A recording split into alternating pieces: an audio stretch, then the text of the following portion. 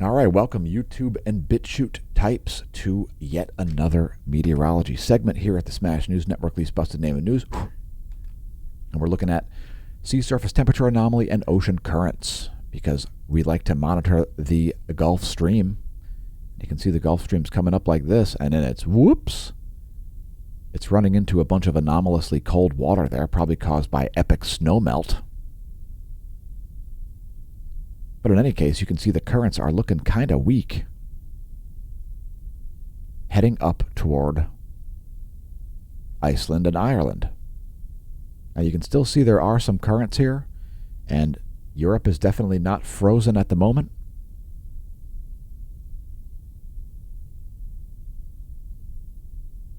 I mean, there's the temperature. Anyway, we're just going to show what we typically show here, things like the surface winds and the jet streams.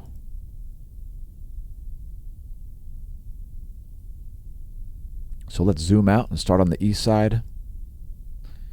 There are the surface winds of the eastern portion of the planet. Here are the jet streams.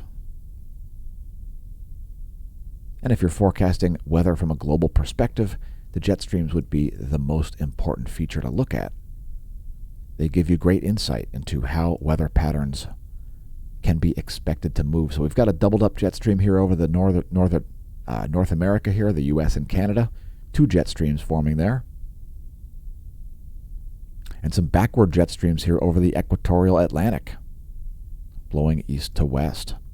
Here are the surface winds of the Americas. Strong low continues to linger here off the coast of Mexico. Here are the surface winds of Europe and Africa, also the Middle East shown up there. Shout out to all of our viewers from around the world. Thanks for tuning in. Here are the jet streams of the central world.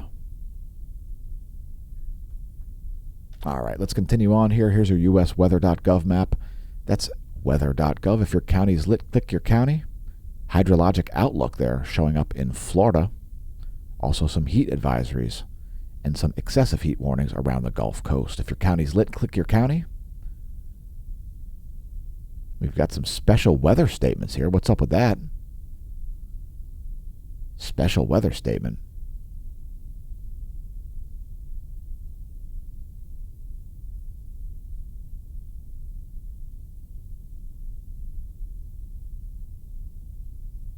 By the way, we're located in Lehigh Valley, Pennsylvania.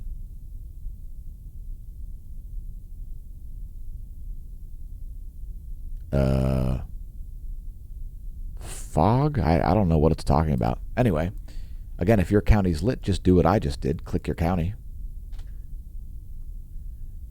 at weather.gov. So here's your NASA GOES lightning mapper, and quite a bit of lightning here over the northern and western portion of the country.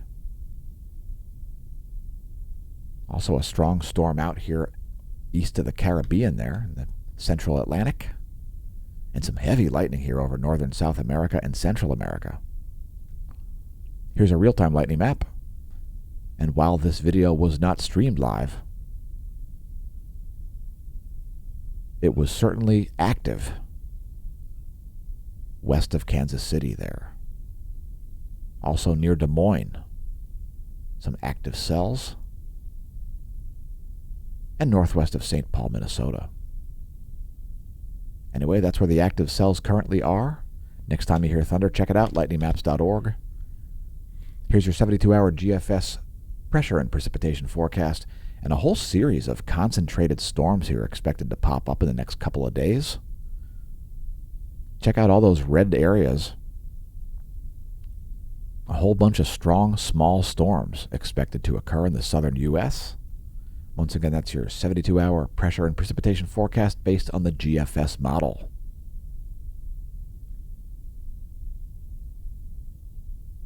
Next, we've got some satellite data.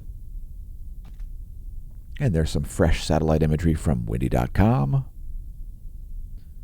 As the sun rises over the east coast of the U.S., that's the last 2 hours.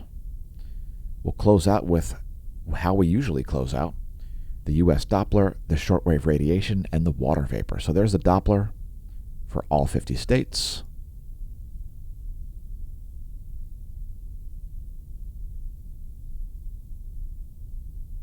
Oh, and by the way, if this looks weird to you, It's because that is the edge of the operating range of the radar near Halifax, Nova Scotia. It's not because somebody's creating chemtrails or using HARP to cause water to flow or something like that. It's because that's the edge of the sensory range of the Doppler radar, which is a ground-based radar system. And so there is no data south of this. That's why it looks so weird.